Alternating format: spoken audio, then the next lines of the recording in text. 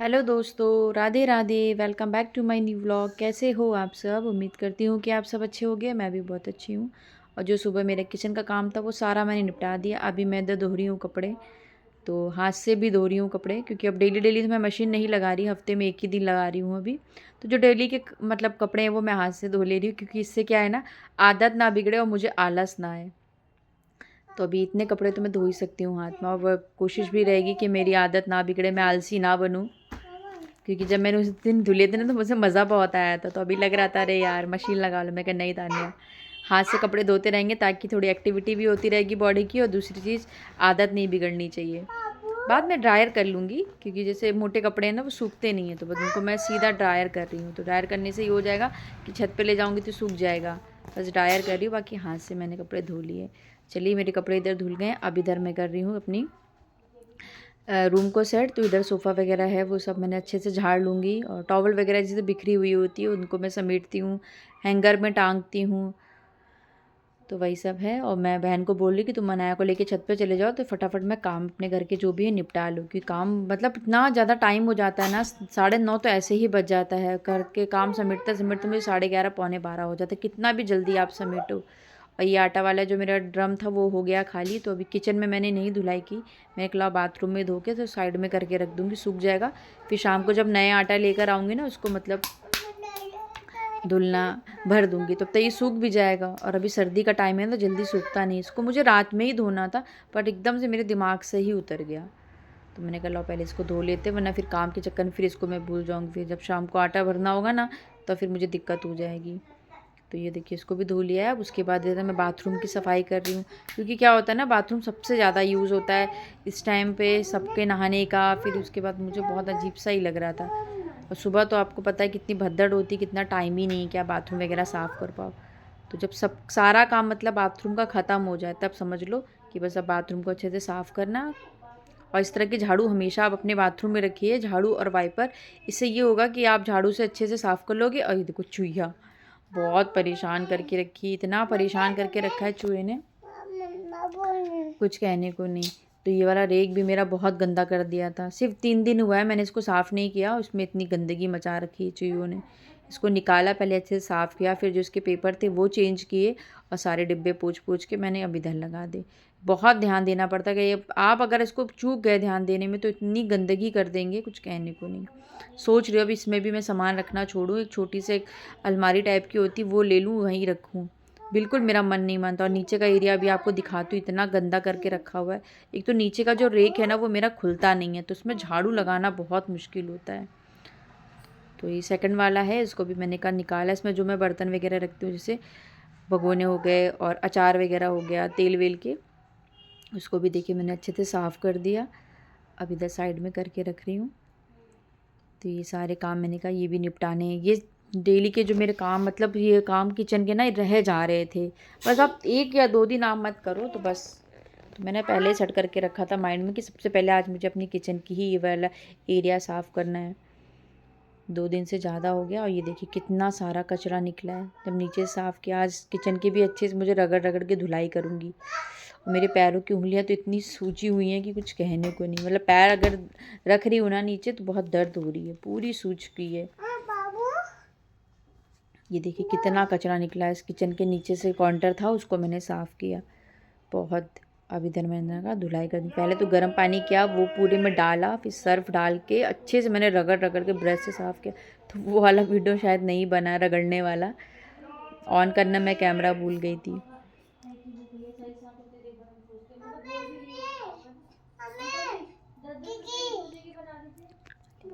तो ये देखिए खूब अच्छे से साफ़ किया। गर्मी सही रहती, सर्दी में ना मतलब किचन वगैरह धोने में बड़ी आफत रहती। वैसे तो मैं रात में धो लेती हूँ, बट अभी जो रगड़ने वाला काम था वो नहीं किया, तो आज मैंने किया। मैंने कहा इसको गर्म पानी करके किचन को अच्छे से रगड़ा तो थोड़ी साफ़ दिखने लगी। अब ये एरिया है, इसको भी मैंने कल अंदर मैंने लगा लिया है पोछा। लगाने के बाद डुग अनाया और बहन को बोला तुम छत पे चले जाओ, फिर मैं इधर करती हूँ, क्योंकि पंखा चालू होता है ना अंदर का भी बाहर का, तो ठंडा होता है, मतलब लगता है। उस टाइम ठंड तो हो ही रही है। सोचिए मैं सुबह आज 5 बजे का जगी थी, क्योंकि मुझे शैम्पू करना था। तो ये जार मैंने कहा लेके जाओ, वरना पूरा पचर पचर होगा। तो पोछा लगा रही हूँ इधर। और सोफ़े मैंने दोनों बाहर कर लिए हैं। तो ये एरिया भी थोड़ा अच्छा लगता है। मतलब कोई आता है, जिसके पापा हैं अंदर बैठे हुए हैं हस्बैंड, और जैसे भाभी हैं वो आ गई अपनी बेटी को लेके, तो हम लोग बाहर ही इधर ही बैठ के बात कर लेते। बस इधर मैं मैट डाल लेती हूँ, आराम से हम लोग बैठ के बातें करते हैं। क्योंकि क्या होता है, फिर ऑफिस से जिस टाइम आते हैं उसी टाइम मतलब वो भी अपने बाबू को टहलाने के लिए आते हैं, तो फिर अच्छा नहीं लगता है एक ही रूम में बैठो, और हस्बैंड को थोड़ा सा मतलब टाइम चाहिए होता है। तो आज आप लोग मेरा व्लॉग पूरा देखिएगा फ्रेंड्स। मैं आप लोगों के साथ एक रेसिपी भी शेयर करूँगी, और आप लोग लास्ट में मुझे बताइएगा कि वो आपको कैसी लगी, और अच्छे से मैंने बनाई है या नहीं बनाई, तो वही बताइएगा। ये हर सबके घर में बनती है। तो फिलहाल इधर मैंने अनाया के लिए सरसों का तेल बनाया था पकाकर, क्योंकि सर्दी हो रही है तो मैं उसको क्या करती हूँ, रात में डेली मतलब पैरों में घिसती, तो वो ख़त्म हो गया था, तो मैंने कहा लाओ बना लेते। तो मैंने रात में ही बनाया था, तो वो क्लिप मैंने उसमें ऐड नहीं की थी क्योंकि व्लॉग बहुत ज़्यादा लंबा हो रहा था। इसमें अजवाइन और लहसुन को अच्छे से करके पका लिया। जब ठंडा हो जाए तब इसको आप छान के रख लेना। अगर आपका बच्चा 1 साल के ऊपर है तो इसको आप पिला भी सकते हो। मैं तो अनाया को पिला देती हूँ, 1 चम्मच पिला देती हूँ, बस गर्म करके उसके सीने में और पीठ पर और पैरों के तलवे में अच्छे से रात में मसाज करती हूँ। इससे ये होता है कि कुछ हद तक वो सर्दी से बची रहती है। बाकी अगर बच्चों को खेल रहे हैं बाहर, हवा लग रही है बाहर की ठंडी, तो फिर सर्दी तो लगनी है, बट इतना नहीं होता है। मैं दवा वगैरह अनाया को जुकाम सर्दी की बहुत कम ही देती हूँ, जब बहुत ज़्यादा होता है तभी देते, वरना नहीं देते। तो मैंने कहा भाई घर में जिसके भी छोटे बच्चे हों, तो ये चीज़ मैंने अपनी बेटी के लिए बनाया था, मैं सोचा चलो आपके साथ भी ये चीज़ शेयर करती हूँ। तो ये मैंने आपके साथ शेयर की। अगर आप लोगों को भी छोटे बच्चे हो ना, तो उनकी सरसों के तेल की इस तरह की मसाज करिए, सर पे रख सकते हैं, पैरों के तलवे में लगा सकते हैं, बहुत फ़ायदा करती है। अब हम लोग भी, मैं भी रात में अपने पैरों में लगाती हूँ, हस्बैंड के भी पैरों में रात में तलवे में मसाज करती हूँ तेल गर्म करे। ऐसा नहीं कि आप बच्चों को ही लगा सकते हो। अब मैं आपसे मिली हूँ सीधा शाम को 6:30 या 6:15 का टाइम हो रहा था। तो ये देखिए मेरी इधर तुलसी माता की मैं पूजा कर रही हूँ, और दीपक जला दिया है मंदिर में, बाहर रखा है। तो शाम की जो मेरी संध्या आरती वो इसी टाइम पर होती है, मतलब 6 से 6:15 के बीच में मैं कर ही लेती हूँ।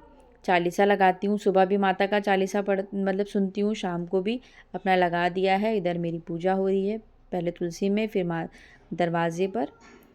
बस घर गृहस्थी में कब आपका सुबह से शाम हो जाता ना टाइम, आपको पता ही नहीं चलता, अगर आप मन से कोई काम कर रहे हो तो। और इधर आटे का लेकर आई थी, मैं इनको बोल रही थी, फिर ये बोलते नहीं तुम चली जाओ, तो मैं गई, ले घर के पास में ही है चक्की, वहाँ से लेकर आई। अभी सूख गया था, इसको पहले अच्छे से पोंछ लिया, अब उसके बाद इसमें आटा मैं भर रही हूँ।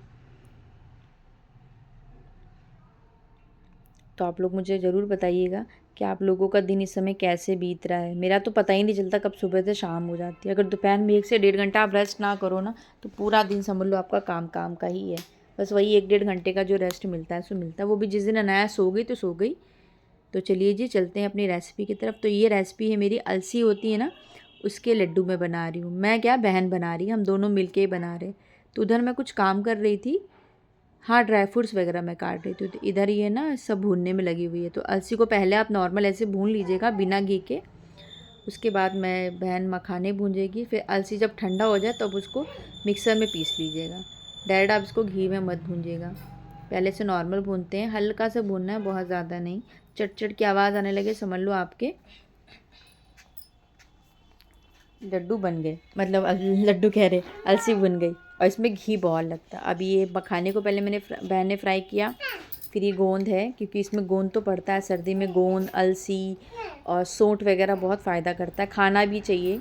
मैंने तो आपको पिछली बार भी मैंने बताया था कि हमारे घर में बन जाता है, मैं बना लेती हूँ, सर्दी में 2 बार तो बन ही जाता है। तो अभी बहन मम्मी के घर बना के आई थी, तो हमने कहा चलो बनाते हैं, तो बोलती लाओ मैं बनाती हूँ। ठीक है तुम बनाओ, मैं इधर तैयारी कर रही हूँ।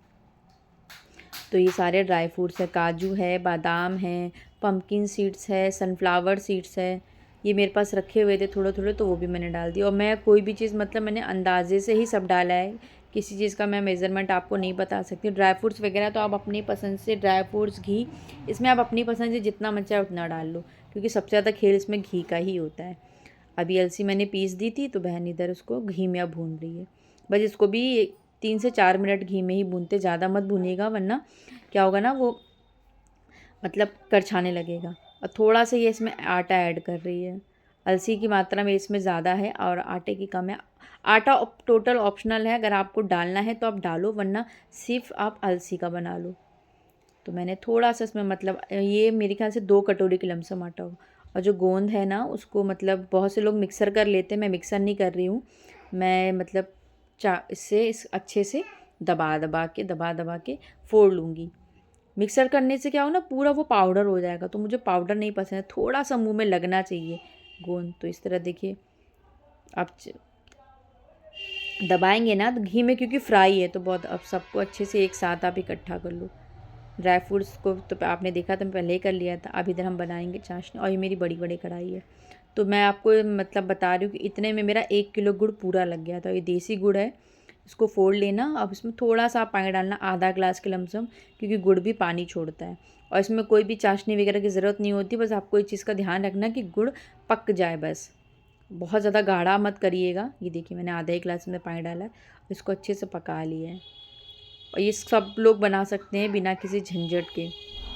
अब इसके लिए हम लोग को चाहिए था बड़ा बर्तन, बस आपको पकाना है, कोई चाशनी वगैरह की ज़रूरत नहीं होती है। और सब मैंने कहा भगोने में कर लेते, क्योंकि ना इसको मिलाना भी पड़ेगा। तो वही मिला रहे, इसमें 2 लोग तो चाहिए होते हैं, फटाफट बन भी जाता है।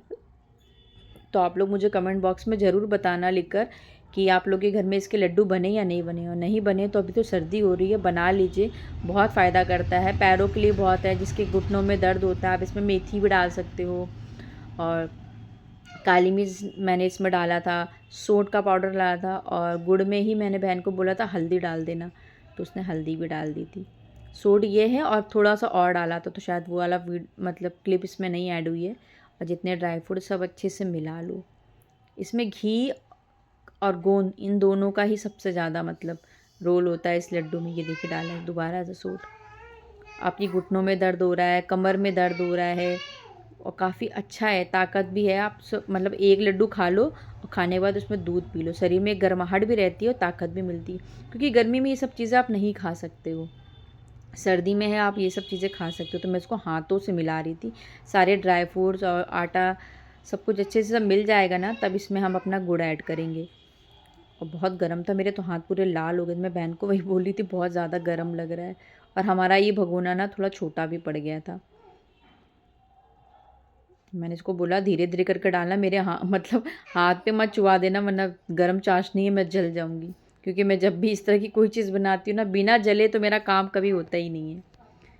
तो इसको पहले मैंने कहा अच्छे से मिला देंगे। और इतने लड्डू बनाने में हमारा आधा किलो के लमसम पूरा मतलब घी लग गया था, और गिनती के 100 लड्डू बने थे। तो देखिए हम लोग इधर बना रहे हैं। अब इसमें धीरे धीरे करके चाशनी ऐड करेंगे। और अनाया बनते ही बोलती मम्मा दो ना, मम्मा दो ना, मम्मा दो ना। तो मेरे बहन को बोला थोड़ा सा पानी लगा लो हाथ में, क्योंकि बहुत ज़्यादा गर्म था, हाथ में लग रहा था। तो ये देखिए बस दबाते हुए आप सारे लड्डू बना लो। और अनाया को तो बिल्कुल भी सब्र नहीं हो रहा था, मम्मा दो ना मम्मा। मैंने कहा रुको पहले ठाकुर जी को भोग लगा दे, उसके बाद तुम खाना। तो इधर मैं अपने भगवान को भोग लगा रही हूँ। उसके बाद मैंने अनाया को दिखे। तो ये देखिए मेरे सारे लड्डू बन गए हैं। चलिए दोस्तों कल मिलते हैं नए व्लॉग के साथ। व्लॉग पसंद आए तो प्लीज़ चैनल को लाइक और सब्सक्राइब करिए। Take care and bye bye.